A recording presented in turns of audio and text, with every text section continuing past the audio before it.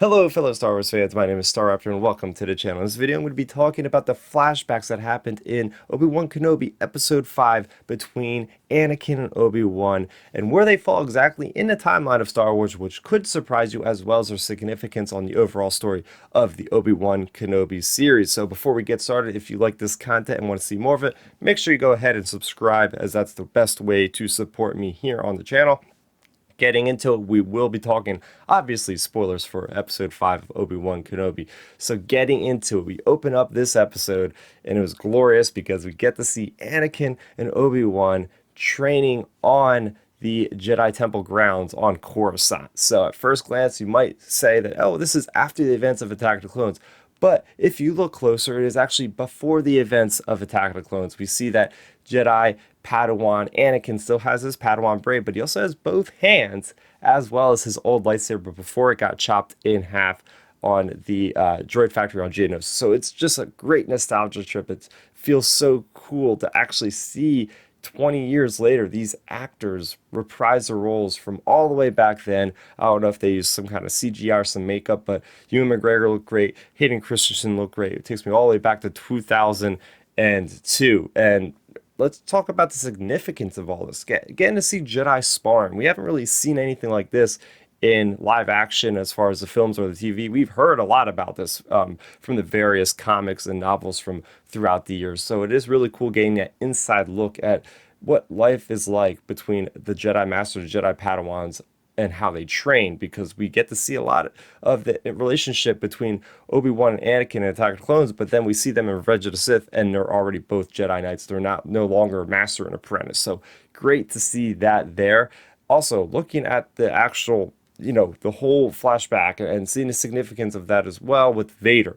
Getting all these flashbacks from his perspective, these 4 cut-up flashbacks from his perspective, seeing inside Vader's mind about how that conflict is going, how he's still thinking about his master in these kind of sentimental ways, and the way that they actually structure these flashbacks. They break them up into 4 pieces and they're able to tell us what's currently happening in the story, where people's feelings are based on this same flashback. I thought it was a very effective way of kind of foreshadowing what could happen in the episode and further into the last episode by using these flashbacks. So we get to see, Vader in the first part of this flashback very overpowering, and we see that the Imperial forces are overpowering the forces on Jabim.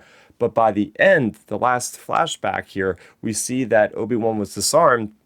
I think he's down, he's out. Anakin's ready to just take him out in this duel, and then Obi-Wan tricks him, force grips his lightsaber, and he's the victor. It's always that, difference between Anakin is very headstrong, very overpowering, whereas Obi-Wan, as we see in this episode again, he's the negotiator. He's able to kind of be clever and stay one step ahead of you. And that's what he does with Vader when he cut back to the current time, and he actually tricks Vader by using that ship in front of the other ship, and he takes off and he escapes Vader.